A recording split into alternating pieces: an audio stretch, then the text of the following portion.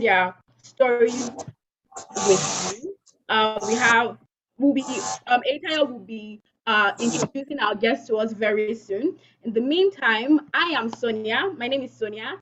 I lead the Data Science Fellowship Program today, where I help Africans in diaspora to access premium tech jobs and position themselves for success in diaspora. I'm currently building Utiva's international presence. My goal is to equip Africans abroad with the skills that they need to excel in tech and to be job ready for the tech market. To introduce the guest for today, we have Tayo Ogumola. Tayo is the strategy lead at Utiva, and he is going to be introducing the guest to us today. Before I left for a break, I told you guys to put your names, your location in the chat box, and I'm going to be reading out some of these guys who took out their times to do this. We have Vincent Adesomi, WordPress developer, blockchain enthusiast. Wow, that's a lot. We have UG, he's a doctor and a tech enthusiast. We also have Joel. Joel is in the academic industry from Calabar. So thank you guys so much for being here. Without wasting much time, to start this session, I would like to call on Tayo Ogumola, who, as I said earlier, is the CEO and strategy lead for Utiva. Tayo, are you there? Yes, absolutely. I'm here. Thank you so much.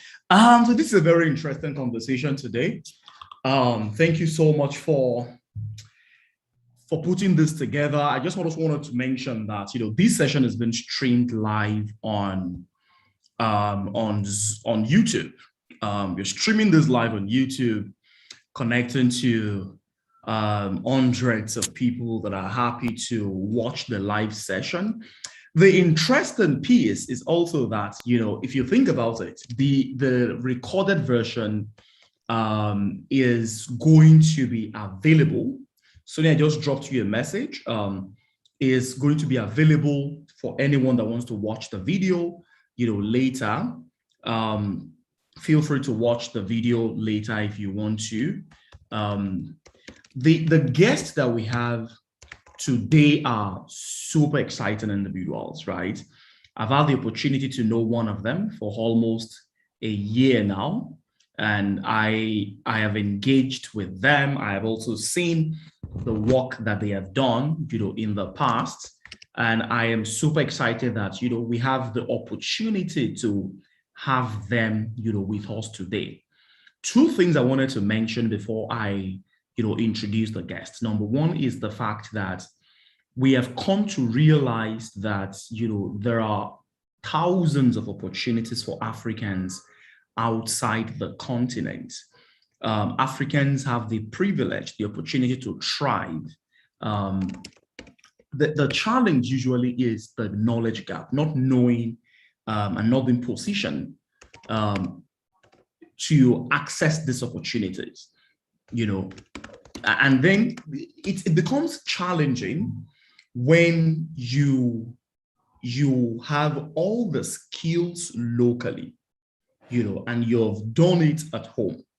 And now you are outside the continent, you really, really, really want to explore and you really want to win abroad, but then it becomes a struggle, to do it. And the reason we're putting this session together is because we understand the challenge of being an African. We are considered a minority in most countries, and this is an opportunity for us to learn how to navigate most of these barriers. This session, again, just like I mentioned, is recorded because we want this to be shared with over 60,000 people that are within the Utiva network. This is a very much more exclusive invitation, but the folks that are within the Utiva network, people outside the entire, this session, the entire Utiva network would have access to watch the videos again and again. So I am super excited to have my two guests here. Thank you so much for joining. The first guest we're going to be hosting today is a young man that has done so much for this continent. The first time I had the opportunity to meet him, virtually, of course, we had a very extensive conversation over the phone. and he was inviting me to attend one of his sessions, where he trains a conference for HR managers. He's such a very brilliant man. I have, seen all the works that he do.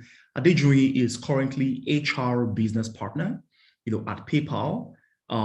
This is someone who actually literally rose, from being a talent acquisition sourcer to being a global talent acquisition partner, and then now each human resource business partner. And I'm believing that, it's also going to get to the point where it can become, a director for one of these top leading technology companies. The interesting thing you need to remember is this: if your HR, has a company like PayPal, you must have seen different talents. You know the challenge of hiring the best of the best of the best talent, because PayPal is not going to drop its standard.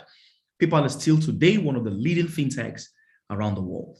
Adejuri, also before joining PayPal, has done a bunch of different things. He was human resource generalist with a company based in India. He moved there to join another company where he was talent acquisition manager, another company called Transion. I guess I get the name correct, based in China. And then, he's done a bunch of different things. Adejuri, thank you so much for taking out the time to join us today. The second guest that we have is another brilliant man. In fact, we had to look for someone in the US and also look for someone in Germany, because we wanted to create a much more diverse and broader perspective of talent sourcing. Because Germany is another country that is super competitive. It's interesting to live in Germany and survive and become successful in Germany, because the first language in Germany is not English. And then, there are many great startups that are rising from Germany that are really doing a fantastically fine. Germany today is still one of the leading economies in the world. Mido, pardon me, just let me call you Mido. Mido is a tech talent acquisition, expert. He's done so much, but currently works with SumUp, currently focusing majorly on tech talent acquisition. Now, this is interesting because this is someone who has hired tech talent, multiple times. But before that time, 2 years with TomTom, and also worked with cross-border talent as a global recruiter. Brilliant, the work he has done, lived in Poland, worked in Poland, currently working for another company based in Germany. And I know that there's a whole lot that we can learn from these two great guests that we have today. I'm expecting that we will engage them, we'll ask them more questions, we'll learn from them. But thank you. It's really great to have you, Adejuri. It's great to have you, Mido. Have a beautiful time with the learners today. I'm handing it over back to you, Sonia. Thank you. All right. Thank you so much, Ade. Thank you so much, Tayo. So I'm just going to go ahead and call on Adejuri to please briefly introduce himself, and then we'll go from there. Thank you very much, Sonia. Thank you very much, Tayo. It is a pleasure to be part of this community. Thank you so much for the great job that you're doing with Utiva. You're literally changing the lives of many, and I cannot appreciate you more for the amazing job that you're doing. My name is Adejuri Adeboye. Today, I'm the side HR business partner for PayPal in Phoenix, Arizona. For the purpose of people who do not know what that means, it literally means that for all of PayPal's employees in Arizona, that's the 3,000 employees in Arizona, I lead HR for them. And prior to this role, I've been in GTA. I got into PayPal as a headhunter, a talent partner, and I moved roles from the US to Europe. So I started my career in the US, got an opportunity to lead technical roles and technical requisitions for Europe. And that's Ireland, Sweden, Germany, the UK, France, Spain. And I have done that for the last 1.5 years. And now I have moved and transitioned into another role, which is the side human resource business partner for PayPal. It is an opportunity. It is amazing to be here today. I'm very thankful for the opportunity. All of my career, I've always been in HR. And I'm grateful for that opportunity to be able to attract the best talent out there, support the best talent out there, and most importantly, retain and create the best experiences for talent, within my organization. It's a pleasure to be here. Thank you very much to Utiva, to Tayo, and to Sonia. Thank you so much, Adijuni. That was a really great one. Essien, please, it's your turn. So please introduce yourself and, let's get to know you. Yeah, thank you very much, Sonia. At first, I want to just thank Tayo for what he's doing. It's interesting because I've been following what Utiva has been doing for some years now, even though I've not been in Nigeria for a long time. And it's just interesting to see what's going on in that tech space over there. Yep, so I'm happy to be here. When I was contacted for this, I was excited, basically because this is what I do most times in my spare time privately, and specifically for Africans. And I see a lot of challenges we have out there getting jobs where we want to, in Europe specifically. So I've been doing this for some time now. I have a very unique background. So I started out as a tech person myself. I finished with a bachelor's in informatics engineering. And I think while I was finishing my bachelor's and trying to do into master's, I had an opportunity to do some research funded by EU in Spain. That was for some tech talent acquisition. And that was the first time I really was exposed into tech talent acquisition. And so that spurred my interest in that area. So I kind of pivoted from tech, and then I started working in this area. And so from there, I've worked for companies in Portugal. And then I moved to Poland. I was in Poland for some time. I did some talent acquisition for tech, specifically for TomTom, where we were building navigation maps and navigation systems. And then I recently moved to Germany, Berlin. I had some offer here in SumUp. So that's what I'm doing here in SumUp. SumUp is also fintech. It's a startup, and we are growing and expanding. And we also need lots of tech talent. And so it's the same thing like Tayo alluded to in Berlin and Germany. It's bursting with lots of interesting startups doing so many things in tech space. And I really think that there are lots of opportunities for Africans in diaspora to take these chances here. So I'm excited to be here. That's just me in a nutshell. I'm hoping to engage a lot of people and answer as much as I can, and also learn from those here in this call. Thank you very much for the opportunity. Thank you so much. I mean, you've traveled a lot. I want to be you when I grow up. All right. So diving straight in. So I'd like to know, first of all, what as a tech recruiter, you've seen a lot, you've recruited a lot of people. What tech skills out there right now would you say are highest in demand? Okay, so that's a question I get a lot, and most times people ask this question so that they know where to look and what to do, basically, if they're thinking of going into tech. So I would say point blank that anything around tech and software engineering today, doesn't matter what area is sought after. Now you can later go into specifics and nuances of what exactly are people looking for. But if you are doing tech, anything around tech, you are important, you are useful, right, in what you're doing. And there's data about who we're looking for at the moment and what areas are people moving to. So you hear things like the data science, those who are doing software engineering, front end, back end engineers, and things like that. However, tech as a whole is still a very huge industry. And I think that everyone who is interested in tech can have a space there. Before now, people always thought that you have to be extremely technical to be part of tech. And I tell people now that you don't have to be technical to be part of tech now. There's so much aspect of tech that's non-technical that you can also be part of if you don't want to really go into the technical route. So it's a huge tool, lots of opportunities from very technical high-end engineers to your UI, your UX designers, your product managers, even technical writers.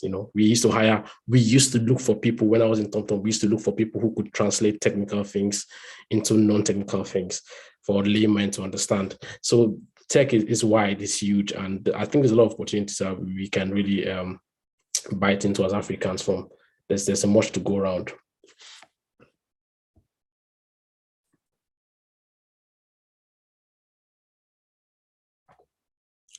I'm sorry, we can't hear you. I think you're on mute. Hi, Hi, yes, yes. Sorry, give me a minute. Someone is trying to share their screen. Okay, great. So thank you so much for that. So basically, anything in tech is right now in high demand. Thank you so much for that. Okay, so the next question is for you, Adiji. How often would you say you recruit skills like data scientists, product management, product managers, product designers? How often would you say you recruit people with these kind of skills? Thank you very much for the question. So while I was in recruiting, I can tell you for free that the roles that we call evergreen roles. Evergreen roles are roles that we cannot afford to not recruit for. And these are roles that we hire for them all year round, every time, every quarter. As a matter of fact, workforce planning actually gives headcount, 3 quarters ahead for this kind of roles. We make budget for interns. We make budgets for recent college graduates. We make budgets for entry levels. We make budget for mid levels, for senior levels. And that's how critical these roles are. And today, I'll tell you for free that in the US for PayPal, we have 176 product management roles opened today at varying levels. We have 98 data engineer roles open today. We have 56 data science roles open today and 24 design roles open today, Saturday, for PayPal. Wow. You guys, I don't know how else to say this, but do not sleep on this. Are you hearing what a tech recruiter is saying? Wow, that's just I- right now I'm completely mind blown because so there's this so I don't know how it is there, but here there's this saying that all these skills are just audio. People aren't really recruiting for them. The main things right now are the oil and gas people, but I've always tried to help them see it from the point of view that you are seeing it from. There is a huge deep in this space. The way people are recruiting in this space right now is crazy because every company needs, no matter what you're doing, you need a data analyst because you have data. You need a product manager, you need a product designer, you need these people in your organizations. And so that's why it feels like the hype around this is so much that people are now believing that it's not really what it is. It's just an audio hype. Thank you so much for clarifying that. Essien, I would like to know what capacities are in most demand right now in the data science space. I mean, we have SQL, we have advanced Excel, we have machine learning, we have AI. What capacities right now are in high demand right now that your company is recruiting for? Let's start there. Okay, so I'll start with when I was in TomTom, so that I cover a lot of roles, right? So at TomTom, at some point we were doing creating systems for autonomous driving, and you can imagine that we're looking for a lot of ML engineers. So we were looking for anybody that had to do with machine learning, AI, people who were conversant with Python, data science frameworks like PyTorch, TensorFlow, those kind of people who have such kind of skill set. So we needed lots and lots of them, right? And then when we move over to where I am currently in SumUp, we're looking for all kinds of data engineers from data analytics engineers to data architecture, or what we call data architects, statisticians also, because we work with small merchants, and data is really what drives fintech and drives our business model. And so we really need these guys around helping us in not just understanding data, but actionable data that we can use to create more products. And one thing people fail to understand is that a lot of these organizations are always creating new products, even within the organizations that fail, that nobody hears about. And so some of the roles that we, like Adrian talked about, some roles are kind of predicted in future, coming very soon, that we don't see even online. And lots of those roles are always driven by data profiles. So from anything from the analytics side of things to really hardcore data engineers, we are always looking for them. If you visit our career page at the moment, sumup.com, you would find we're looking for data analysts at the moment in some of our offices. And so there's a whole lot of that field in data, and not just with us. I mean, some other companies, even in Berlin, you can find them out, a lot of data engineers we're looking for, because the world is moving to a certain direction. And when we start talking about AI and ML, this is where tech is really going. And so even engineers that had conventional engineering skills 3-5 years ago. I mean, when I finished bachelor's 5 years ago, we are not talking about a Python engineer the way we talk about the Python engineer today, which is kind of crazy, right? We have people coming to poach our Python engineers and data engineers every single month. So things are really changing very fast in that space. And I always tell engineers that don't just think of today, especially those who are starting out in software engineering, don't think of today. Always think of where's the industry going, what direction are they going. And right now we see data is almost the new is the next thing around engineering at the moment. And I can add Thank to you so much for that. Okay. Sure, just gonna add to what you said, that some of the things as well that we're looking out for here. We're looking out for people who have some competencies around Scala, Hadoop, R, PHP, sound knowledge of Jira and Confluence. And above all, aside all of this technical skill set, there's always the space for soft skills as well. I met great engineers who could not articulate their thought processes. I've met great engineers who are not great teammates. I've met great engineers who are not delivery oriented. So we start to look at some of those soft skills that when I was in recruiting, I will interview for. So it's great that you have all of these technical skills. Amazing, core. But are you analytical, and do you have problem solving skills?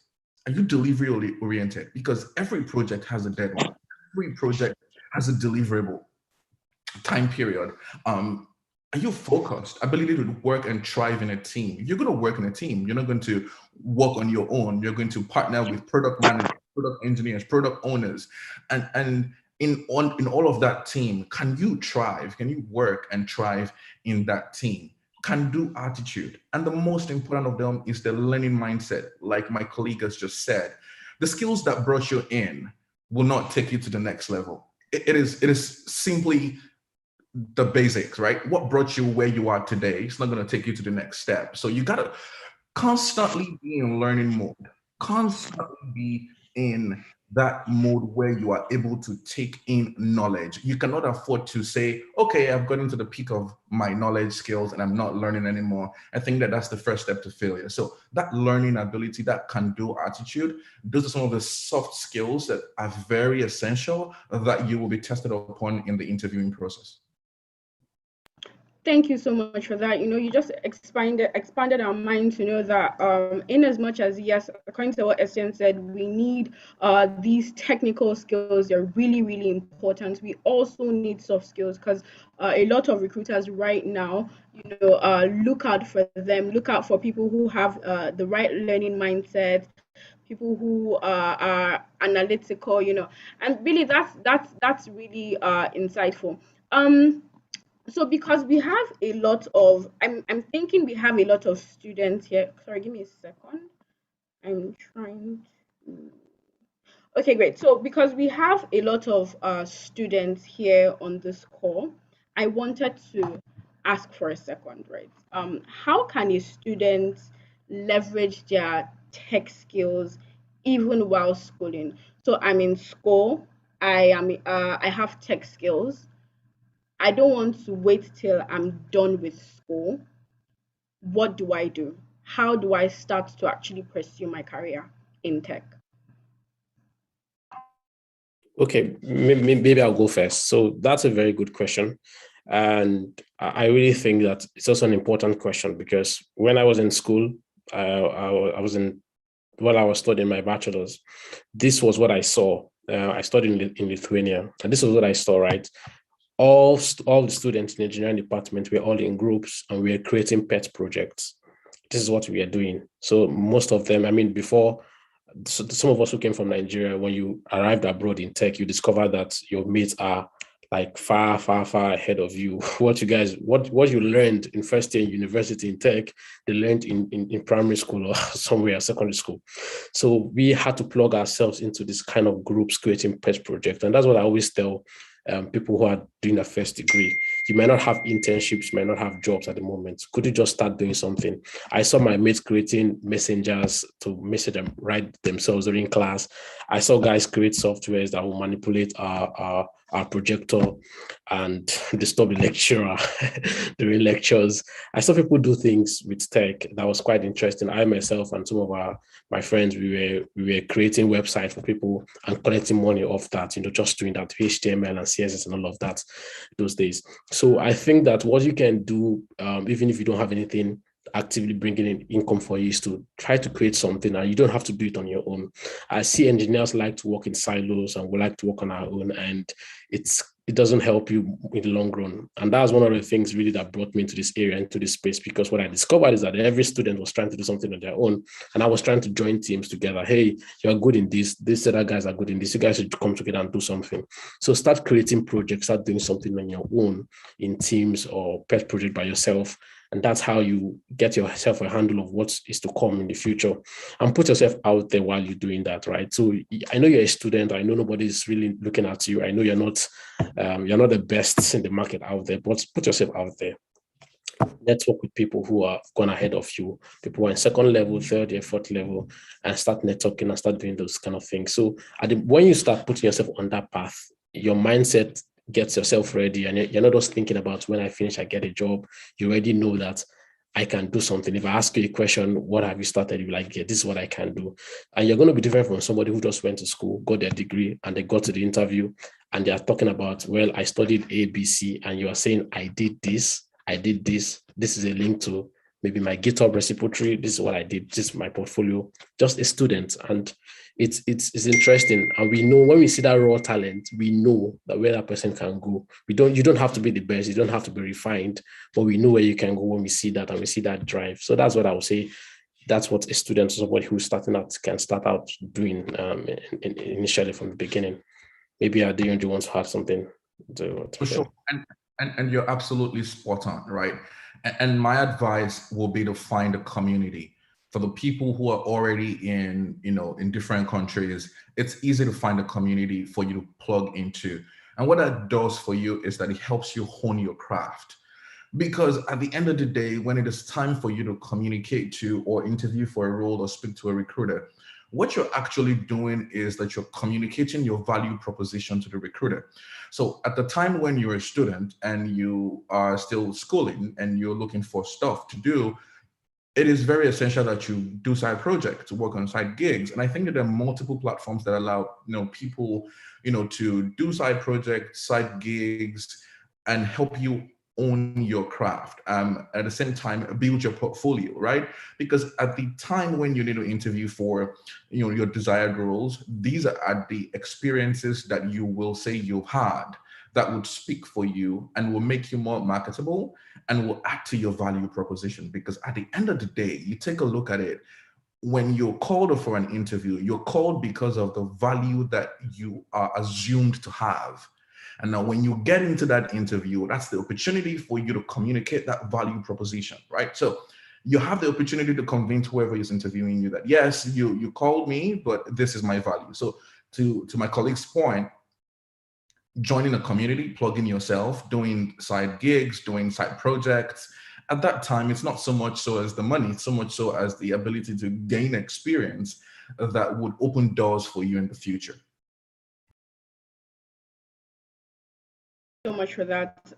Talking about portfolios, are you saying that, so let's create a scenario. I'm a student. I'm interested in tech. I work on some things. They might not be big, right? Because obviously I'm just a student. But then I work on some things. I do some work.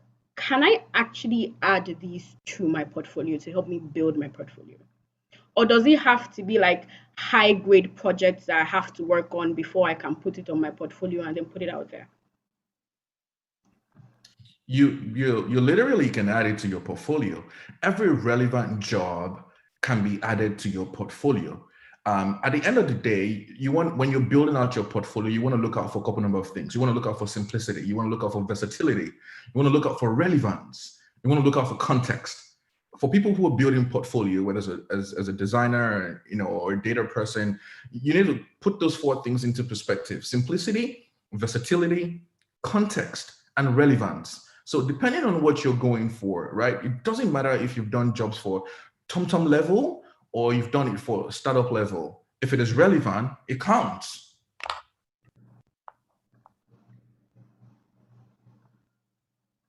Yeah. Thank you so much for that. I also add that I think the thing that happens with young engineers is that you are afraid that you have not done the biggest things, or you have not worked for the biggest client, or what have you. Recruiters and companies are human beings too. They know that you're not probably going to work for the biggest client or biggest anything at your first, second year of just straight out of school.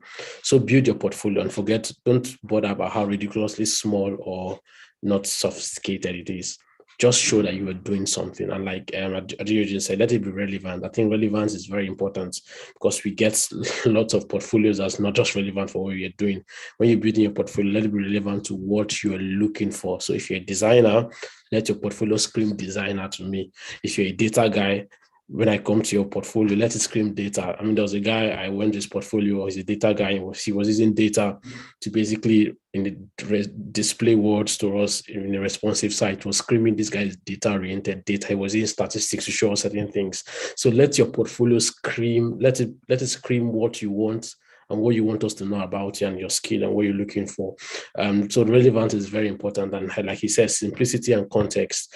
And then you should have some active links that you can be reached out to. I see portfolios and people do great portfolios and they don't have something responsive to. I can reach out to them easily. Let us be able to reach out to you if you wanted to in a click. So these are very little things you want to look out for. And sometimes plug in socials or links or other things you've done elsewhere that's relevant. So I mean, if you've done a simple website for somebody, put it in there, I click on it, I visit the website, I see how the website is functioning, right? And so you want to check all those little things. They might look little to you, but it's something as somebody who is in school is starting out, and it tells me that you are serious with your life and you're serious with what you want to do. If you just throw a CV at me, I could like your CV, but if somebody else had a portfolio and this CV, we'll probably be discussing about that person before you. And let me just round it up, Sonia, a little bit with one line. I've heard many people talk about a great resume. A great resume is not going to get you the job. Let us be very clear. A great resume is not going to get you a job. A great resume can land you an interview, but will not get you the job. So that's the resume just puts you in front of an interviewer. You still have to do 90%, which is interview, which is communicate, which is storytell, which is, go through that process, talk to the recruiter, the hiring manager, the panel interview.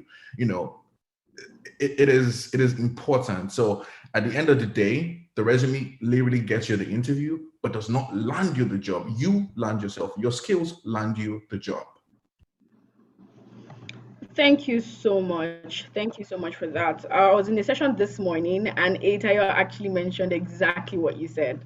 A resume will get you an interview, but it will never get you a job. Thank you so much, both SCN and Adejini, for that. So now I'm going to be moving into people who are trying to relocate, right? And that's actually why we made sure that we brought 2 people from 2 different countries on this call.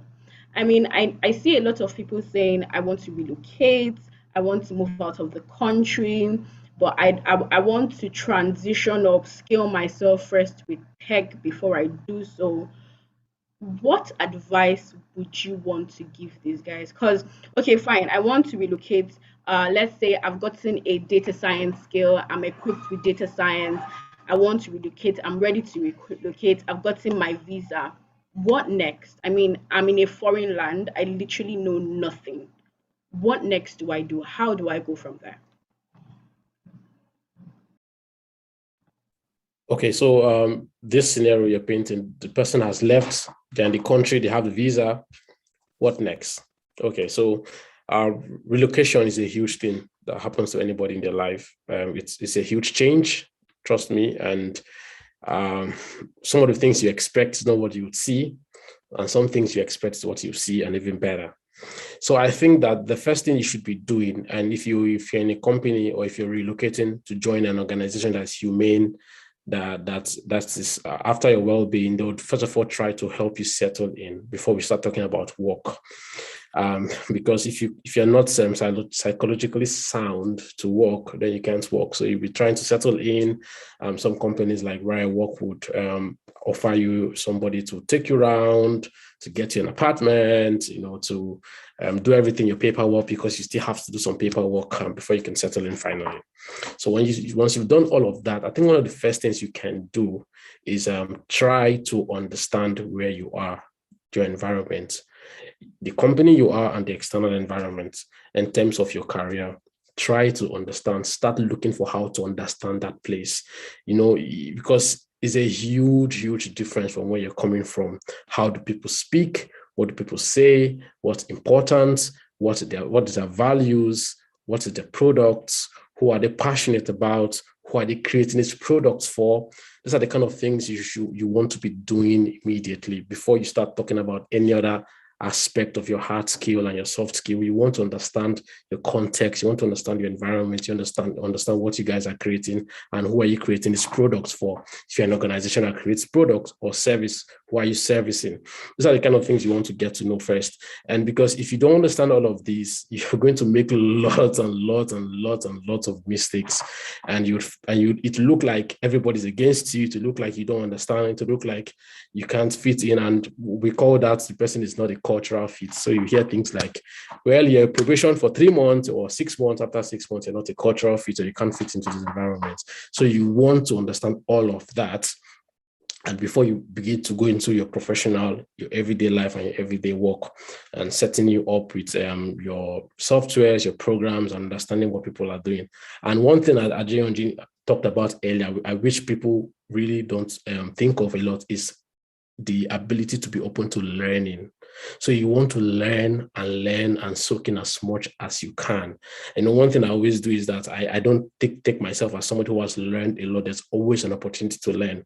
So you want to learn as much as possible. You want to give your team, and you want to learn from what you're seeing in the environment. So once you get yourself in that space, then we can now start talking about how can you upskill yourself, how can you understand what is the context of organization in terms of how do they promote, what do they look out for, what is the next step level, what is your career path. You want to start discussing all of those things once you are around and you understand that context.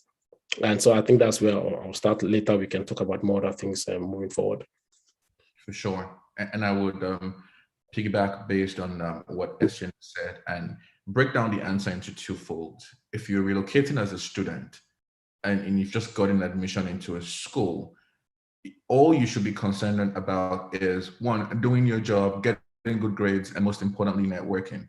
I remember when I was in school, there's something called NSBE. NSBE is National Society of Black Engineers, and it is the biggest diversity body in the US, where literally every company, think Microsoft, Google, Facebook, Amazon, everybody comes there to hire, because it doesn't say National Association of Black Software Engineers. It says Black engineers. So it umbrellas every kind of tech role. So you find data analysts there, you find financial analysts there, you find software engineers there, you find, all sorts of people, product engineers there, and you join that kind of organization. So that's something that people who are relocating as students can plug into.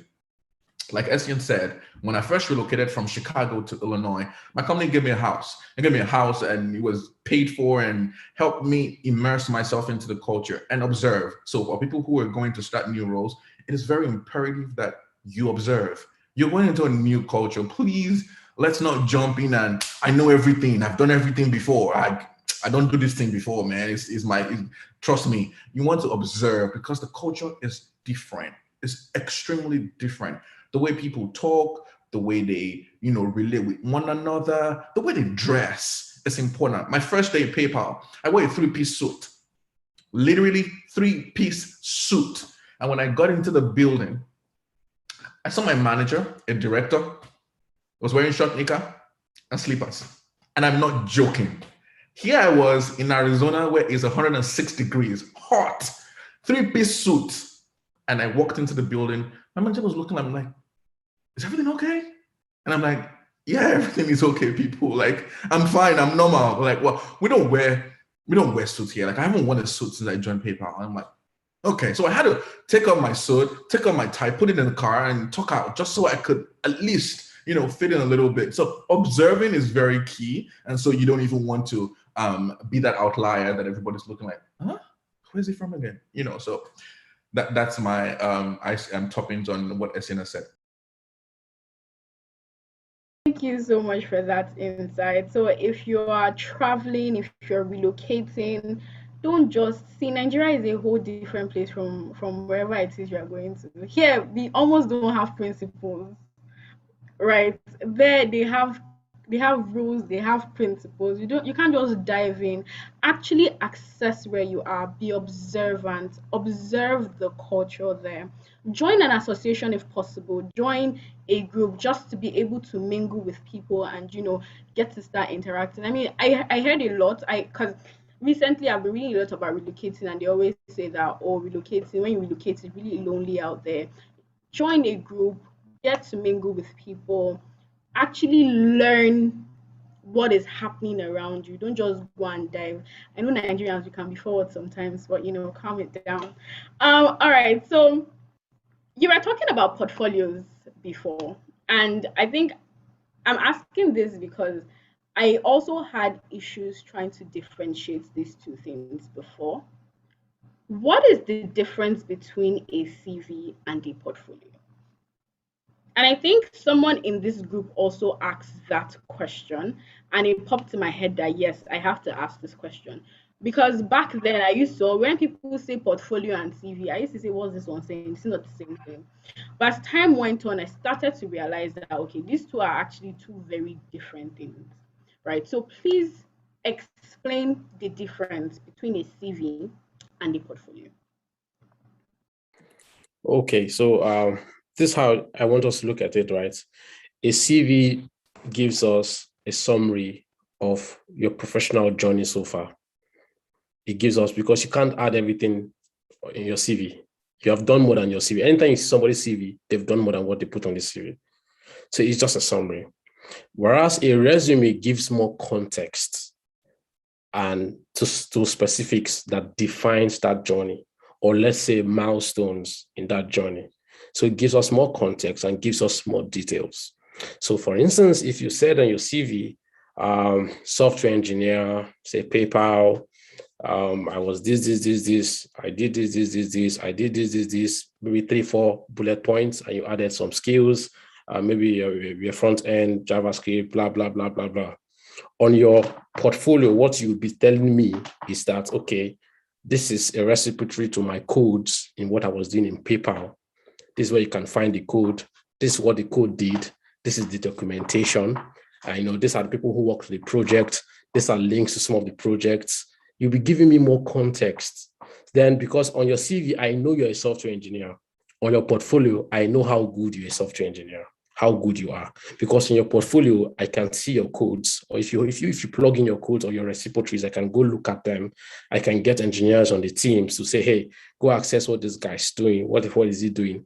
I can see your mindset. In fact, one thing about portfolio gives us a huge mindset into the idea of the engineer, because how you lay out your website, what you say, the words you use, how you define and describe yourself. I won't see that on your CV. A CV is going to be one template or out of thousands of templates you have chosen. But most times your portfolio is what you would want to define yourself, and you put in more thoughts a lot of times and more thinking into your portfolio. So in a nutshell, I would say that your portfolio defines your milestones, and it gives us more idea of who you are. Your CV generally just gives us a summary of your skill set and what you can do. Like Adrian just said earlier, he said your CV is going to, I would call you your CV probably. Your CV would probably get it through the door.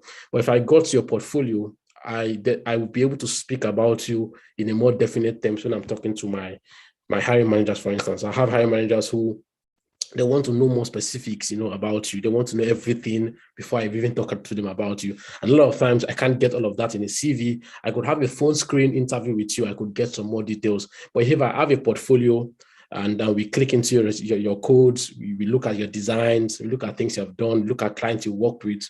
It gives us a pretty much stronger idea of what you're doing and who you are exactly. So your portfolio really, really defines your context and the milestones in your career. That's how I would look at it, as opposed to your CV. It just gives us a summary. Absolutely, very spot on. I don't even think that there's anything I want to add to what Essien has said, because it really touched on every of the important points. But what I can consider to be the icing on the cake is that you have to think of your portfolio like a product. You know, when you think of your portfolio like a product, as a product owner, your job is to understand your user. Your user is the recruiter. Your user is the hiring manager, and how they interact and use your product, knowing they will only spend minutes on your product. Recruiters, Essien, please correct me if I'm wrong. I don't think recruiters spend more than 5 minutes looking at the resume. I think 5 minutes is a lot. When I was a recruiter, I did with 3 minutes, 4 minutes. And so if I could not see juice in your resume in 3 minutes, bro, I'm moving. Right. So, but in your portfolio, you have the opportunity to do more, right? And so that's why you have to think about it end to end, from ideation to go to market. You have to think about your portfolio in that product owner sense, because that's how someone like Essien would take a look at it and actually see juice in what you're presenting in that portfolio. Yeah, just to add to what he said shortly, he's very spot on in terms of, I mean, in a day, you can imagine I'm reading through hundreds of CVs in a day.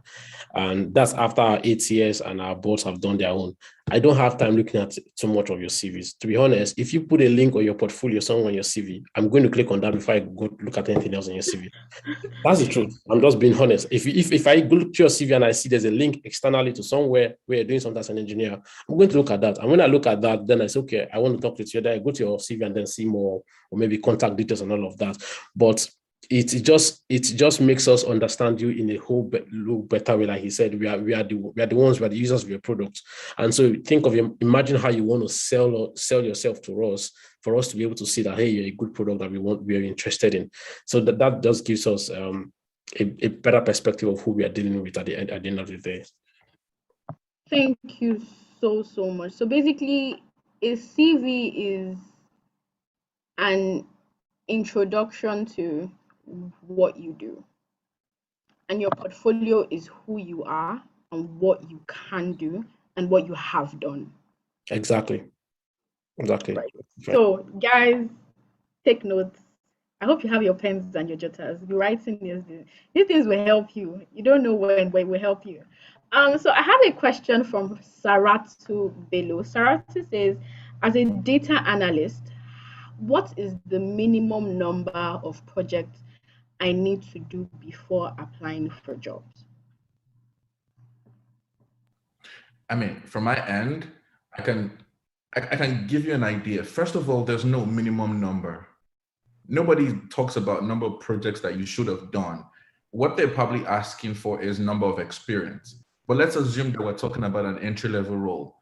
It's not going to be about the number of projects that you've done. It's going to be more about the type of projects you've done and the relevance of the projects that you've done and the role you played in the bigger problem statement.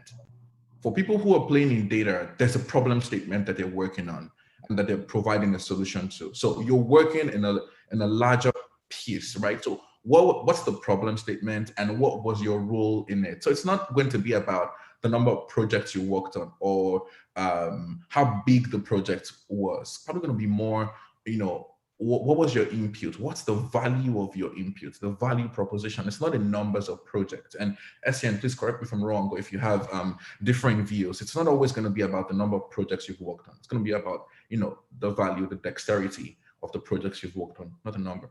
Quality over quantity, sort of. Yeah, I did is very, very spot on. There's no minimum. Like I think we always think that it's about the numbers. I've done this. I mean, we have CVs that 3, 5, 4, 5 pages. For God's sake, you just finished school. How do you have 4 pages? Even your manager does not have 4 pages of CV. You just finished. What did you do? And it's not about the numbers. It's about the impact. You could have done 10 projects, and in those 10 projects, you're just the one talking, you're just the one maybe reading emails. So we're not necessarily interested in the numbers of projects you've done. It's the impact you created in those things you did. And very important, like so he pointed out, is the context. Is it relevant to the job? Is it relevant? If it's not relevant to what we're looking for, it's not important for us. It's not important for us, right? Is it, even if it's not relevant, is it transferable, right? Is it a transferable skill, right? Is it something that we say you've done this, maybe we can transfer it here? Is it relevant to us? So it's not about the number, it's about the impact. And when we talk about impact, we're not just saying if you were part of the project. We wanted to see what you did, how were you, what problem were you trying to solve, how involved were you in the solution? My managers will ask questions like, what ideas did you what input did you make in the project? Was it just it gave me XYZ and I executed it? So you're always executing. So if you get into an environment, for instance, where they don't give you something to execute, where you have to be initiative, can you take initiative? Those are the kind of things we want to look out for. And so it's not necessarily about the numbers, definitely not about the numbers. If it's about numbers, we'll tell you in the job ads.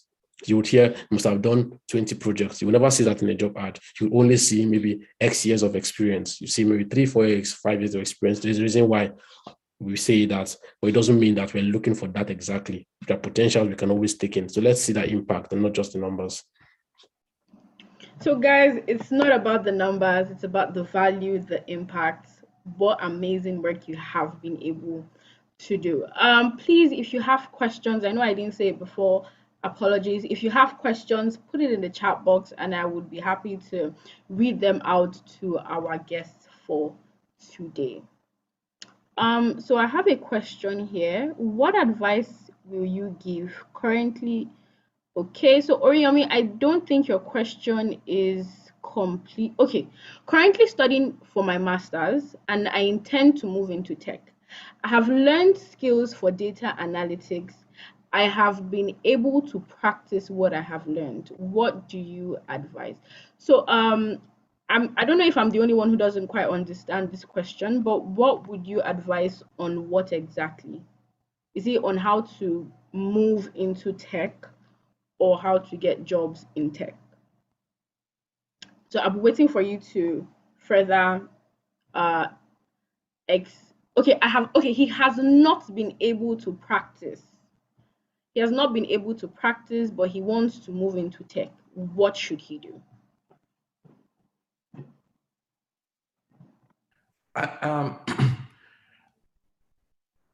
To the best of my knowledge, I believe that there are places and pages and sites that allow you to take on side projects that you can test your hands on. I know some come to mind. I know you can find some on Fiverr. I know you can find some on relocate.me. I know you can find some in some of these places. Again, you're trying to practice your hands. And again, this is where collaboration and joining a community comes into play, right? When you're with a community of like-minded people, at the end of the day, Oriyomi, information is key. What we're sharing to you today is not going to be the length and breadth of what you would experience when you get to your community or when you get to your school. You're going to get into your school and you're going to find more information when you connect with the community. Things Essen and I are not sharing with you today, but you will learn on your campus because people have been on your campus before you and somebody has been there, and know more things than you do. Like, oh, okay, I mean, if you want to practice, okay, this is the page to join. This is the group meet piece to be part of. We meet every Sunday, we meet every Saturday. And these are going to be on the ground information that you can find and that will be readily available for you. This way you spend your 1 year or 2 years, involved in meaningful projects that can, accelerate your skills and your competency. Yeah, I'll also add this, is that always find your tribe in tech. Always find your tribe. And what I mean by that is always find where your people are, your network, people who have like minds of interest all over the world. The web is so big and so deep. It's beyond Twitter and Facebook. Always find them. If you check very well online, you'd find a list of data enthusiasts, maybe on Reddit or Discord, wherever you find them, and you'd find them, some of them working on some open source projects and things like that. You see, and I know as an African, sometimes your context could be very different, and it's very easy to fall into the lonely one man walking alone trap because you are different. But you have to go beyond that and explore. So move beyond your boundaries and your borders and begin to find, where are people like me doing certain projects, and how can I join those communities? What conferences are there, free conferences I can join, where I can pay a token to, and I join and I connect with people. Even for me, my career field, for instance, I can't tell you how much amazing connections I've had with people in the US and all over the world just by joining conferences that cost $25.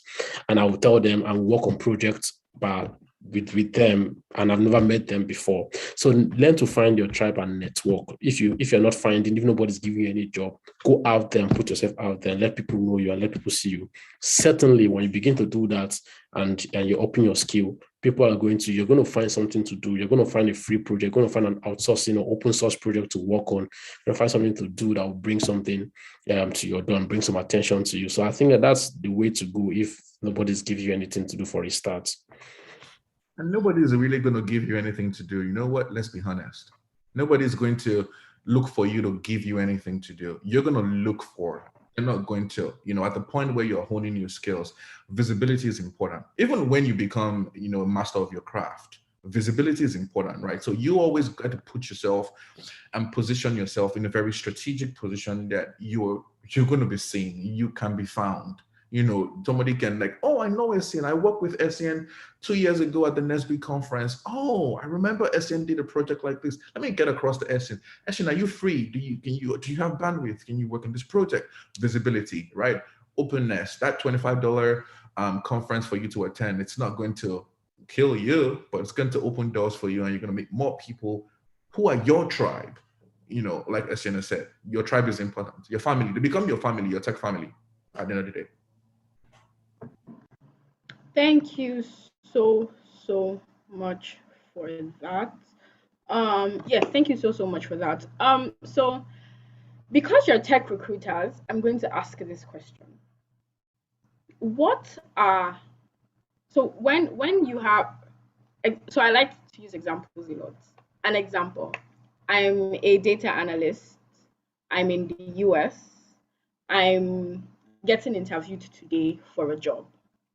What are the mistakes that you see people make during interviews that once they say or do those things, in your head you've already X'd them? Because I know, I have friends who are recruiters, and then people are talking, but then in their head they've already said this one should go job. So what are things that people say or do in interviews that make you say, nah, this person is not going to get the job? I'm going to want Adejoyin to say this, because he kept laughing and bending his head. It's funny that you ask this question. I think the two things that will make me, I won't use the word cancel because I can't cancel anybody, but what will make me move on to another candidate is overconfidence. Oh my God. Overconfidence is, first of all, you don't know it all. I don't know it all. I don't think anybody knows it all. So when you come and you're wearing that overconfidence coat, it just says a lot about your personality. That's one. Two is when you talk so much and you miss the question. I've seen people, when a recruiter asks you a question, so tell me about a time when you've done X, Y, Z, and you talk so much, you dance around the circles, but you don't answer the question. That's something else that, is a red flag for me. There are a lot of other red flags that I can go on and on and on, but those two stand out for me: overconfidence and you not answering the question that you're asked. Those two things, are major red flags for me. Essien, what are your thoughts? Yeah, very important. What you said is very important. I think there's a whole long list. We can't exhaust that in this session, right? And I will just mention one. So one of the things that mistakes people make is that they don't research the company to understand their values and their context. And I understand this because you're always applying for so many jobs. and your calendar is probably booked with someone your interviews, so you don't even have time to go through them. But at least I always say, if you're interested in the companies, I know that when you apply for jobs, there are certain companies you really, really want. Can you just go and research in those companies? Go to Glassdoor, right? See what ex-employees said, the upvotes, the downvotes, read, just ask questions and check about them. Connect with somebody, be bold, connect with somebody on LinkedIn who probably has worked there before. I used to do that, and ask maybe 1 or 2 questions. They might be willing to speak to you or something. Understand their context. The reason why I say this is because that would allow you to understand how to frame your answers and what you think their mindset is in terms of what you're looking for. I give an example. So for instance, it's public knowledge that a company like Netflix, and one of their core values is freedom and responsibility. So Netflix does not believe in schooling you, or chasing you around, cuddling you, that kind of a thing. They allow you to be free, but they also allow you that with that freedom comes responsibility. So if you're interviewing for a company like Netflix, for instance, and they ask you a situation analysis question is you went on a trip, you were given X amount of money, and you were told to spend anything as you like. And then there was a hotel here, and this was the prices. What would you choose, and how would you do? What would make you? How would you make your decision? For instance, that kind of a question for a company like Netflix tells you that they're trying to see if you know how to take initiative and be responsible when you're given free hand to do things. So you know that is their context, and then you answer them according to that context, because that's how they think, that's their philosophy, those are their values. So when you understand a company and you understand what they are really looking out for instance, at SumUp, I give you this one for free. At SumUp, we are passionate about small businesses and merchants. We are really passionate about them. So when we are speaking to you, we want to see if you really understand that market, and you just want to create something big, but you understand that you want to create something for people who may not necessarily be so educated, but want to plug into tech to optimize their own business.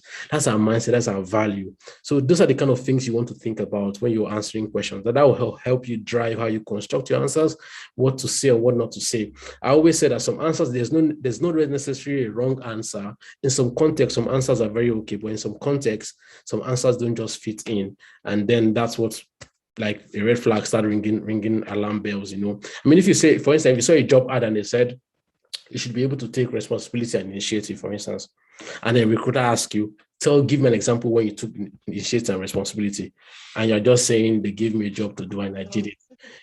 Like, bro, you read the job ad now. you're asking the question according to that job ad, and you're saying something else, right? So understand that context very well, and especially if it's a company you're really interested in. I think that will drive how you answer some of your questions. There's a whole long list, but I think that's very important. Thank you so much, guys. 3 things: don't be overconfident.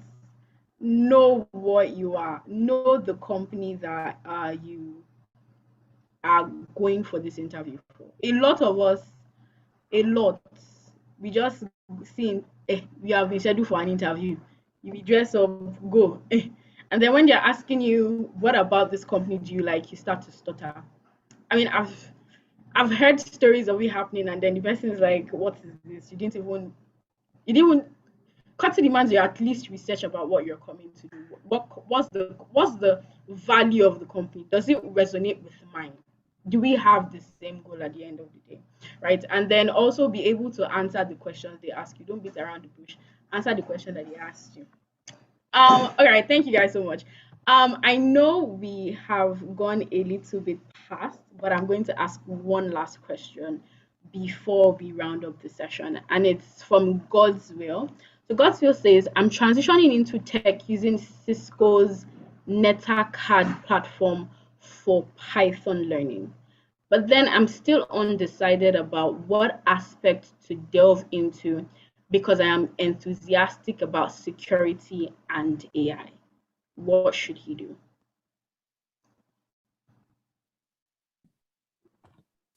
Okay, so maybe I would answer first.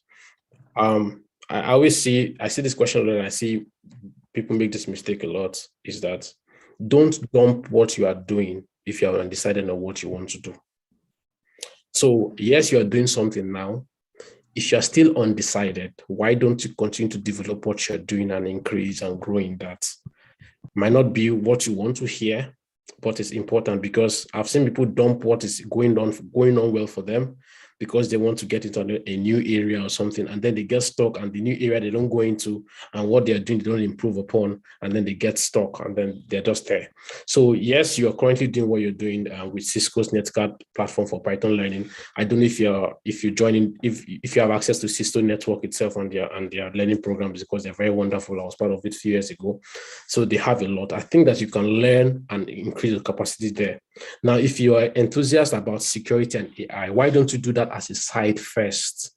If you don't have anything concrete going on for you there. So why don't you read blogs? Why don't you join conferences, watch things online, YouTube, what have you? Do that on the side while still doing what you have currently that's going on for you. Once you're doing that on the side, then you can have an idea if what you want to do exactly. Is it AI? Is it ML? Is it security? Whatever you want to do. Is it networking? You can have an idea what you want to do or where you want to go. Or if you can have an idea if you don't like it at all, right? So I had opportunities. I had times where I was doing certain things, web development and all of that. And I was thinking of, I want to learn how to code and create systems, operating systems for Apple, for instance, with Apple's development and all of that. And I was doing that on the side. And I was like, at some point I got and I didn't like it. So I pulled out easily, but I continued what I was doing. If I just pulled out from what I was doing and just jump myself into that, it would have been chaotic. So always hold on to what you have, learn to do things on the side and learn. People transition into careers, but they start doing it gradually. And there's time to do all of that. So that's how I would approach that if I was in your situation. Absolutely. And SN is very spot on, right? First of all, no knowledge is wasted.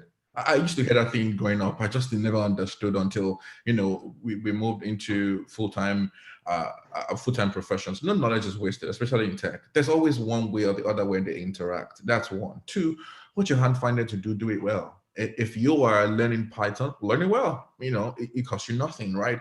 Put in the work, learn it well. And at the end of the day, if your desire and your passion is to move into cybersecurity and artificial intelligence, absolutely, that's good. But be careful, right? Don't jog too many balls. Otherwise, they're all going to drop. You want to jog everything together? No. Let jog one after the other, so that you can get the best out of whatever it is you're doing. So if it's learning Python, by the time you're done with Python, even Python will know that somebody actually took time to learn me. This person tried. So that's focus on what you're learning right now, while like Essien said, still trying to explore, very subtly what cybersecurity and AI will look like. And just you might not like it, you might love it, but that will help you, to transition easily. Thank you so much, guys. So I know I said that this was the last question, but people just entered my DM and they're like, please ask these questions. So 3 more questions and it is over. I'm not accepting any more questions. The first one is, it's from Bolaji Samuel. He says, what is the criteria for learning big data analytics? I truly desire big data analytics. How can I go about it?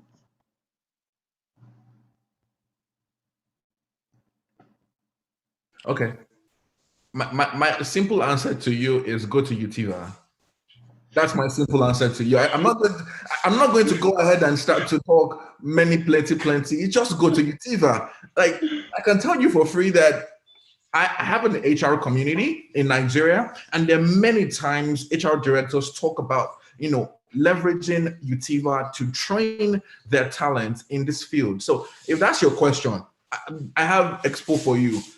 After this conversation, just reach out to Sonia or Tayo or Enoch and just say, please help me. And they'll come through. Absolutely.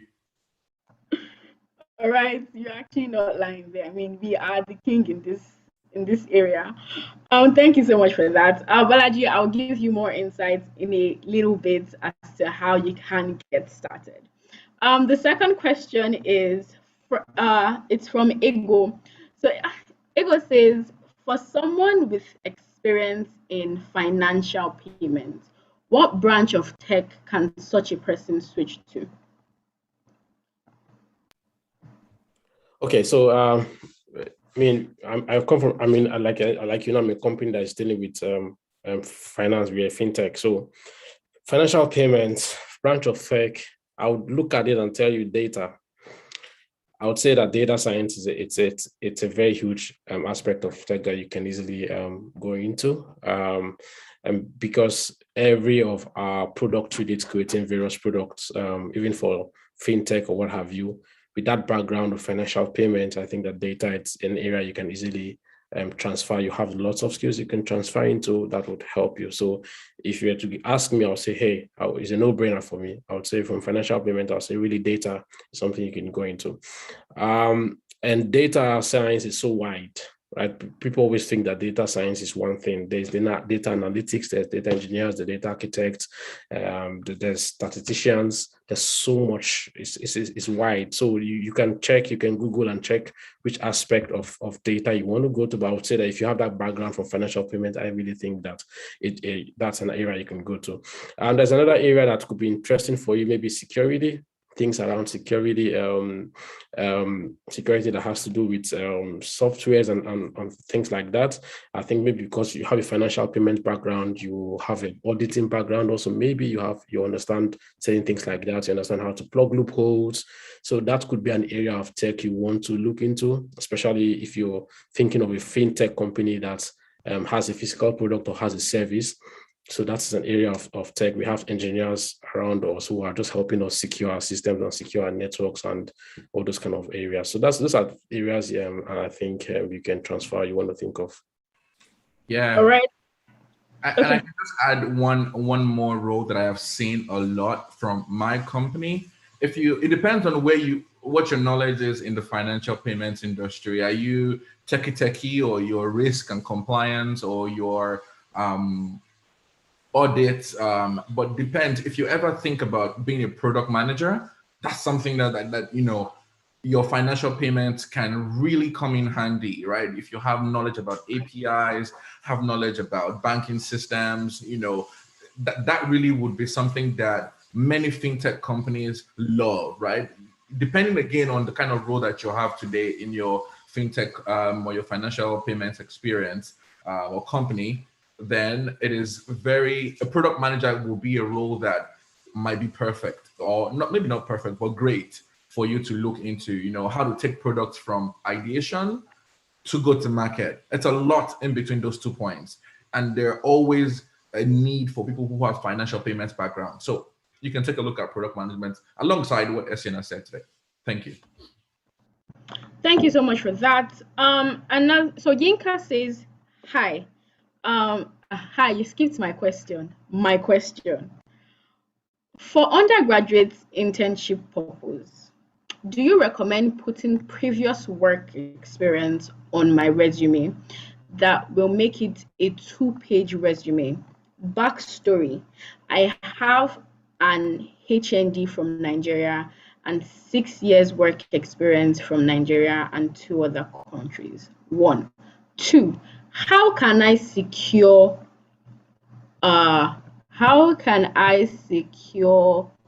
jobs remotely? 21 question. Okay, so let me take the resume path, right? So he's saying that if he can add back what he's done in the past to make his resume essentially to 1 or 2 pages, right? And this is the thing. Have this at the back of your mind. I don't know of Nigeria because I've not done this a lot in Nigeria. What I know over here, the number of your resume page is not relevant. Have this at the back of your mind, because there's so many things that can make your page, your resume 2-page. Formatting, your text style, your font style, so many things can make it 2-page. So that is 2-page does not necessarily mean it's 2-page. I've had to summarize people's resume that was 3 pages and it entered 1 page because it's relevant information, right? Whatever information you want to put on your resume, let it be relevant to the job you are applying for. I don't want to, for instance, I wouldn't look at a resume and the job is backend engineer and you work as a cashier 3 years ago when you finished your bachelor's or something or your internship. I'm not interested in it. It's not relevant to this job. And it's just occupying space on your resume. I know that if you don't have a lot of experience, your resume might look empty, and that is what you're trying to avoid. But it's not how full your resume is that's necessarily important for us. It's about what exactly is on your resume. So whatever you add to your resume, let it be relevant to the job you're applying for. And that is why you don't have to use one resume for all kinds of jobs. I tell even engineers to, if maybe you're applying for a full stack engineer, okay, you have done something in full stack before, pronounce, let it be well pronounced in your resume. If you're now applying for a front end or maybe a back end, let back end be more pronounced if you've done something around back end too. So you can always tweak your resume depending on the job you're applying for. And so you don't have to be a number of pages. There's no rule anywhere that has to be 3 pages or 4 pages. My resume is barely 2 pages. Mine is barely 2 pages. And even that one self, some people will still tell me it's long.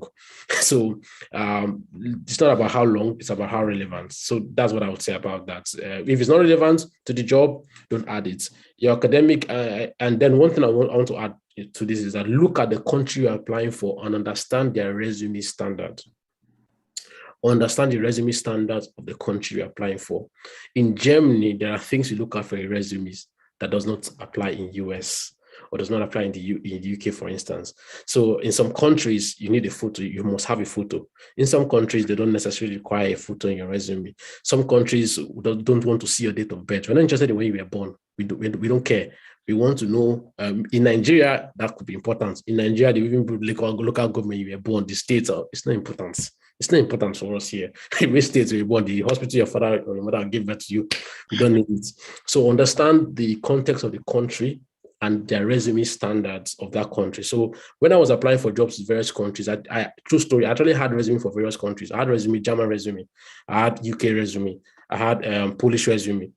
For instance, if I wanted to add my grade, the German grade is different from the UK grade, how we grade systems. So if I'm applying for German companies and I wanted to add my grade to show I really did well in school, I'll calculate my grade in the German equivalent and add it to my resume, to my German resume, and I did the same for the UK resume. So understand all of these things. This is what you think about and not necessarily how long your resume is. I'll leave the second part for the answer. And again, my ability to answer the second question about remote jobs is going to be, of course, based on what I've seen in my company and what is obtainable in the US market. So for one, if you're looking for remote jobs, I think you can go to relocate.me. Again, that website, I have never used it before, but I know that many people go there to kind of look for remote jobs. My company does not hire remotely in Nigeria on the basis that we don't have a presence in Nigeria. So there are many tax implications of hiring remotely, right? Many companies, some of them try to shy away from hiring remotely. Some other companies are very generous with hiring remotely. Again, you have to do your research. I don't think SN and I have a list of companies that hire remotely, but you have to do. There are companies that do hire remotely, but it is going to be your responsibility to look for those kind of companies and apply to them. But you can check relocate.me. I know that they have one or two things going on their pages and good resources for you to use. All right, thank you very much. At this point, I'm just waiting for Tayo to join this session so we can round up. But since we're still waiting for him, so Ash, I'm so sorry, I can't pronounce your name. Says I'm a physiotherapist interested in developing an app for management of patients with some conditions so as to reduce their visits due to this pandemic. What area of tech can I go to? So it depends. Ashabo, what role do you want to play in this process? Do you want to be product manager? Do you want to be product owner? Are you thinking of being a software engineer that would actually, build the app? Are you thinking of being the designer that would design the user interface? You can't be everything. First of all, let's know that you cannot be everything. You need to find out exactly what role you want to play in all of this, and then find a team that you guys can partner together to build an app for managing patients. But you can't be everything. You can't be product, you can't be data, you can't be UI, UX, you can't be product owner. You have to find out what role you want to play in this broader picture and find a team that shares your vision and your mission. And then you guys can, actually deliver on the product that you guys want to. All right, thank you so much, Ajay, for that. I mean, you have a really great insight, but you can't do it alone. You need a product manager, product designer, a data person to fully be able to accomplish this goal. Again, thank you so much for joining the session. It's really been an amazing session. I personally have learned a lot, and I know others in this call have also gained insights on everything that you have said. So Atayo is here with us now, so I'll just give him the floor. And yeah, Atayo. Absolutely, absolutely. Thank you so much, Sonia. Thank you, Hade Join. Thank you, Middle. Thank you so much. I know that weekends are times that you guys are supposed to be having some rest, but you're busy changing the world. That's so impressive. Thank you for the time. And then, just like I mentioned, this session is recorded. We will share this, session with other folks that are unable to join the call, because we want everyone to learn. We want to be able to build a system that allows, everyone to, have access to this kind of information. Two things that I wanted to mention before we leave, because this is quite very important and instrumental to this conversation, is, if you're on the call and then you're asking yourself, what technology skill should I learn? Remember that tech skills are kind of divided into two. There are tech skills that are premium, premium in the sense that the demand for these skills is super high. And then the talents, people with these skills, quite very scarce. So there's a premium price on these skills, and that's why we call them premium skills. You talk of skills like data science, cloud computing, artificial intelligence, talk of skills like product management, because that's the business side of tech. These skills are premium skills. What I would recommend for everyone that is on this call, and you're thinking to yourself, you want to transition into the tech space, right? Think about these premium skills and start to acquire them. There's a research, by Tech Nation. I think it was last year. The research was released last year. I'm trying to share my screen so I can walk you through a few of the things that I saw that I find interesting on this report. And I also want to make this the basis of our conversation, because there's so much that you can learn from this report. The report is a job and skill report, developed by Tech Nation in the UK. And I'm using the UK as a standard. Because these economies are almost the same in terms of the demand.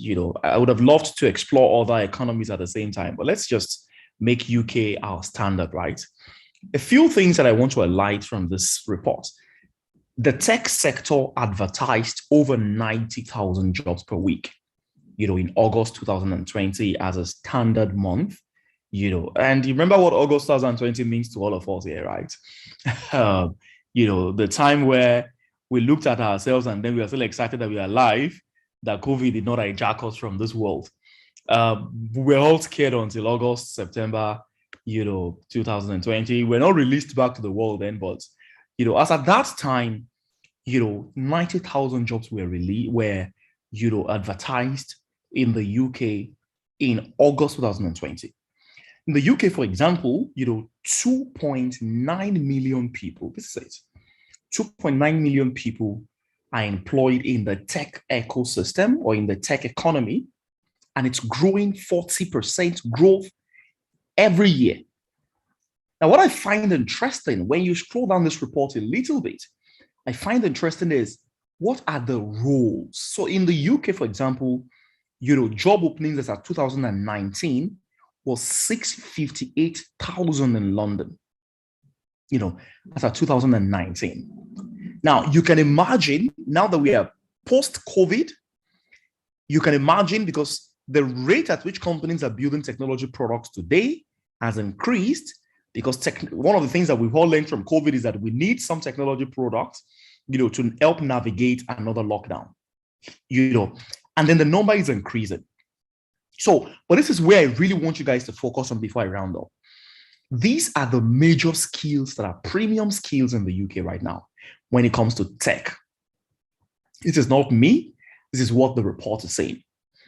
These are the major premium skills when it comes to tech in the UK right now. Infrastructure engineer, that's network, cloud. If you really, really want to hack the technology industry and access opportunities for yourself, I would say you pay more attention to skills like, infrastructure engineer, data science here. Data science, in fact, today in London, data science is the highest paying tech job today in London, $65,000 as of 2019, software development, front end, full stack, infrastructure engineer. Now, one of the things I also find interesting is that other cities in the UK, like Sheffield, pays about $90,000 too. So if you're in the UK and you're asking yourself, where should I live? There are cities in the UK that are super, super premium in terms of what they pay. And then, vis-a-vis your expenses in these cities compared to London is quite very small. But where I'm really emphasizing is there are skills here that if you acquire these skills, you can certainly tell yourself that you have positioned yourself to win in the technology industry. And one of them is data science. Another one that I so much love is infrastructure engineering or cloud and IT. Break it down, cloud or IT. But if you don't want to be in the tech space, if you don't want to be technical in the tech space, business analytics or business analysis or product management are the skills you should be considering. These are the things that report is saying, But one major skill that you can learn in 4 months, you learn the critical tools in 4 months. You learn Python, SQL, SQL, Python, Power BI, and Microsoft Excel in 4 months. You'll be here. You're a data scientist. I mean, Adejoyin is HR, Mido is HR. They can tell you for free that there are some skills that the world places so much premium on. I'll give an example of something I showed to some few guys this morning. I was just checking, Monzo. Monzo is one of the successful banks. I love that bank so much in the UK.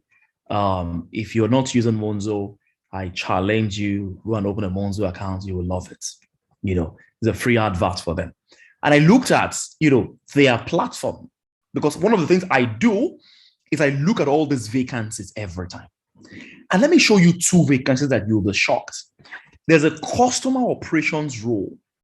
It's contact center advisor. This role, right? In the UK, you know how the UK can be, right? In the UK, it is so clear on their website. They write it so clear on their website. We legally have to verify your right to work in the UK before you can start working for us. The reason they write this here is because it's a customer-centered advisory role. No one treats tech people this way. They are probably saying we will sponsor your visa if you have the skill. That's what they're probably saying to a tech person. Because not just an ordinary tech person, a tech person that is a premium tech person. So for example, if you look at I don't want to choose the director of data science because you might think, because a director, choose something like data science manager, lead analytics engineer, roles like lead analytics engineer, senior analytics engineer, senior data scientist borrowing, you would see what they write there. And it is Monzo. And if Monzo writes this, you can imagine the level of competition. You can imagine the level of competition if Monzo writes this. Then let me look for it. Just give me a minute. Okay, this was the customer success role that I showed you the other time. Let me look for this is data science manager role, right?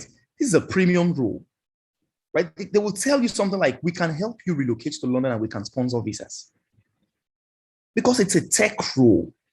It's totally different from, and I'm not trying to discriminate, but I'm trying to tell you what the world is about. I mean, demand and supply. If the demand is super high for something, and then the supply is low, it's called scarcity. Remember basic economics? Okay, you didn't like the lecturer that taught you economics now, but this is useful now. It's called scarcity. The demand now is high. These guys are looking for data scientists. I can tell these vacancies have been on their website forever since I've known them. I don't know why it's been there, but Monzo keeps hiring every time. And Monzo is just one of the many fintechs out there. You know, the same thing is here. The same thing. Logistics. You know, this role will be remote until we open our office, but we can help you relocate to London. If you want to relocate to London, I can sponsor your visa if you have the skill. The same thing with senior analytics engineering. So if you're asking yourself, the way I think about career, honestly, is this. I think about it as an investment into your future, honestly. Because for me, I really want to be safe in terms of my future. You know, I really want to be safe in terms of my future. I want to always have a premium skill so that if something happens, I have to relocate to another country, I know that I don't have to be looking for a job. I know that I'm premium. You know, I know that I have something that the world really needs. You know, so if you're out here, you're asking yourself, for example, you want to apply for the UK Global Talent Visa, you want to apply for an O1 visa in the US, you know, ask yourself, do I have the premium skill that will make this guy's place a premium on me? You know, that's how to think about, you know, this demand and supply in the talent market. Thank you so much. And feel free to reach out, you know, to me if you need to talk about, you know, I have some very great knowledge of, you know, the O1 visa in the US, because I am one of the recipients. I have the knowledge of the UK Global Talent Visa in the UK. I also am a recipient of that same visa. You know, if you want, there are 20 different countries that I know that are providing startup visas. You know, I did a video on it. The video is on YouTube. 20 countries. I shared the screen. I showed them the UK, the US, and some other great countries like France, like Germany. You know, if you want to relocate to those countries and then you have a tech skill, you consider yourself a tech talent, don't begin to analyze yourself now if you're a tech talent or not. Because in 2019, when I started to hear about the Global Talent Visa and I applied in 2020, I would never have believed that I was a tech talent myself. You know, but within 5 days, they gave me an endorsement as a tech talent and they gave me as an exceptional tech talent. So don't overanalyze yourself. Maybe you are or you are not. You know, the most important thing is you have the skills, you have the capacity, you are in the job market, you're doing well for yourself. You can show evidence that you're really doing well, that you can show the evidence, it's clear, boom, apply for this thing. My colleague will share the recorded version of this video with you, and then we'll also share the one that I did. I did a special video, it's a 1-hour video. I came down to our Nigerian level, you know, came down, explained to everyone, wanted people to just get it. 4,000 people have watched that video right now. I'll share with you guys. You can also watch it. Have a beautiful evening. Popcorn. Okay, depending on where you are in the world, anyway. Have a beautiful time. God, the hurt is the Lord's. Chisom, I'm popcorning it back to you. Thank you so much, Adejuni. Thank you, Mido. Thank you for coming around. God bless you guys.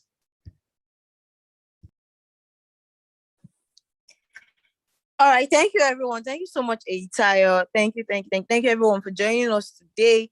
It has been an awesome session. Thanks to our guests. You have given us so much value and information that we didn't have before. So just like Sonia mentioned before, please go to the chat box. We have dropped the link there for us to take your basic information. I know we still have more questions that we want to ask, and Eitayo has actually made himself available to answer this question. So please fill the form and we will be in touch. And, you know, as gracious as Eitayo is, I believe he will find time to actually meet up with us and answer some of these questions. But we need your basic information to be able to schedule this meeting with you. So please make sure that you fill the form. And also, Eitayo mentioned that the session is being recorded. So please, if you're interested in also getting the recording, please fill the form. And aside from that, we will also still be in touch because we have, you know, other sessions like this that we put together just to enlighten ourselves and, you know, remind ourselves of the opportunities that's actually out there, you know, in the data space. So please make sure that you are filling the form. You say you can find the form. I will paste the link once again so that you can actually see it. Give me a second.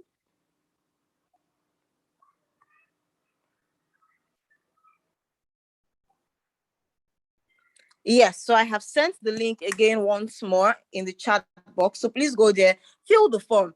And just from all we have heard today, we can hear that, data science skill is a premium skill. There's really no two ways about it. And, Utiva is actually the best place for you to actually learn this skill. And I know we've spent a lot of time, and we're still going to reach out to you one-on-one to actually give you more information. But just to speak generally about our data science fellowship program, it runs for 6 months. And in these 6 months, you're going to be learning 4 tools. You're going to be learning how to use Excel. You're going to be learning how to use SQL, Power BI, and Python. Now, the learning period is actually 4 months. So we teach you these skills for 4 months. You get to do assignments. You get into pair-to-pair sessions with your learning community. And then for the last 2 months, we talked about portfolio a lot. One of the things we also do at Utiva is that we don't just teach you the skills. We don't just let you go with the skills. We also help you build your portfolio. So after you learn the skills for 4 months, you're actually going to be building your portfolio for the next 2 months. We're going to be working on real business cases. We don't use dummy data, actually. We use real business cases that could actually form your portfolio. We're going to be doing CV reviews for you. Just like our guests have also mentioned, that some CVs they just see and they move on to the next CV. So we're going to be helping you review your CV and make sure that it actually stands out, make sure that it actually represents you as a data scientist, and that what recruiters are actually looking to see, the keywords, the buzzwords they're looking to see in your CV is actually included in your CV. We're also going to be doing, LinkedIn optimization for you, because I know a lot of recruiters also go on CV to search for talents. So we're going to be doing LinkedIn optimization for you, just to make sure that your CV is not saying something different from what your LinkedIn profile is not saying something different from what your CV is actually saying. So that's how our program runs. And it actually runs on Saturdays and Sundays from 5 p.m. to 9 p.m. in the evening, because we have a couple of people joining this program from outside the country, not just Nigerians. And, just to be able to balance the time zones across the different nations where people will be joining us from. So the classes run on Saturdays and Sundays from 5 p.m. to 9 p.m. in the evening. And they are live classes. And after the classes, you get your recording. So just in case you miss the classes, you can always listen to your recordings and, catch up with your class. Although we advise that you make sure that you make out time to attend your classes live. That's how it's going to run. So please, please, please, please, please. And we have a class that is starting on Saturday next week.